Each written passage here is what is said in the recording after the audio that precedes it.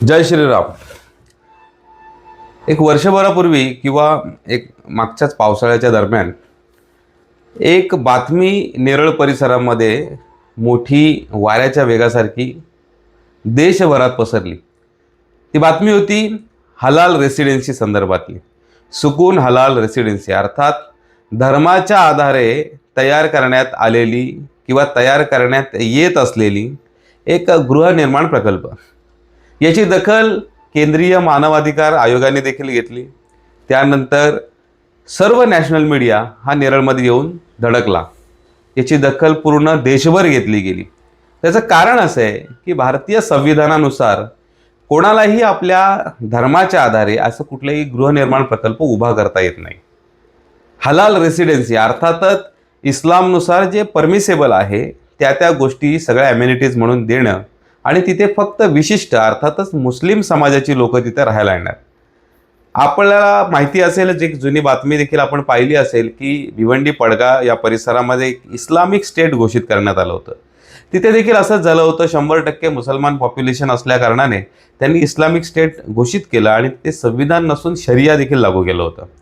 Nation within the नेशनचा हा डाव आहे। नेरळमधील ही घटना शमते आता एक दुसरा व्हिडिओ समोर आलाय। तो देखील हलाल रेसिडेन्सी संदर्भातीलच आहे। पहिले तुम्ही हा व्हिडिओ बघा म्हणजे तुमच्या लक्षात येईल। आज आपको एक ऐसा प्रोजेक्ट मैं दिखाने जा रहा हूँ। सबसे पहले तो आप सामने ही देख सकते हैं मस्जिद है माशाल्लाह। यहाँ पर स्कूल भी है, जूनियर कॉलेज है, सामने मस्जिद भी है और ये पूरा लैंड पार्सल आपके प्रोजेक्ट का है।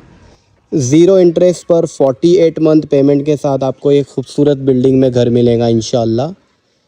बहुत ही अच्छी डिज़ाइन आप देख सकते हो बिल्डिंग की है। बिल्डिंग 1 है, बिल्डिंग 2 है, इसके पीछे बिल्डिंग 3, 4 भी है, 12 फ्लोर की भी बिल्डिंग आ जाएंगे। बहुत सारा मॉडर्न एमेनिटीज़ भी आपको देखने के लिए मिल जाएंगे। इसमें जिम, गार्डन है, बैंक्वेट हॉल है, मैरिज फंक्शन हॉल है, बहुत सारे है। मदरसा मस्जिद भी बिल्कुल प्रोजेक्ट के सामने ही है माशाल्लाह।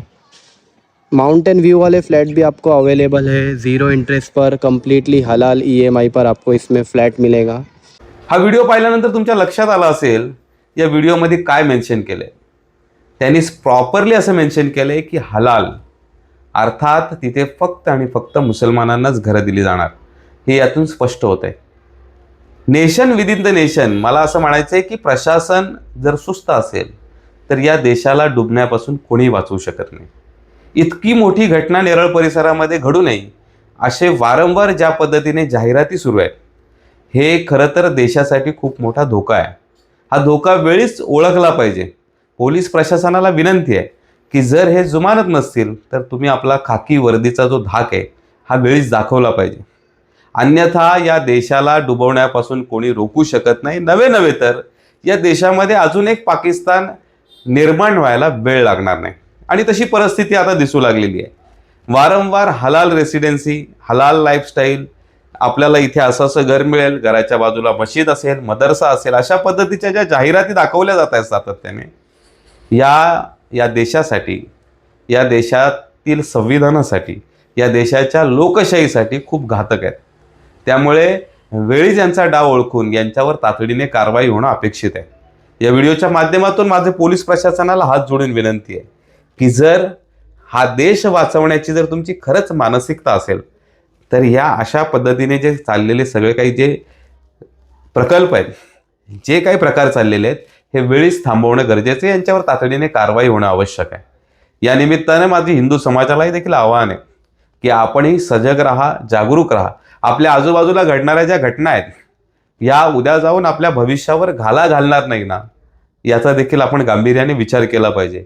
आपल्या बायका, मुली, आपली पुढची जी पिढी आहे ही स्वाभिमानाने आणि अभिमानाने रस्त्यावर फिरली पाहिजे। त्यांच्यावर कोणी वाकड्या नजरेने पाहता कामा नये आणि जर हे तेव्हाच घडेल जेव्हा आपण सजग राहू।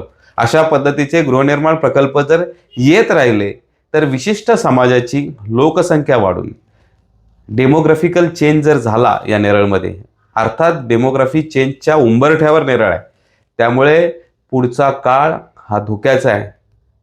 हा वेळीच ओळखला पाहिजे आणि हे जे कोणी अशा पद्धतीने जाहिरात करतायत यांच्यावर तातडीने कारवाई होणं अपेक्षित आहे। जय श्रीराम।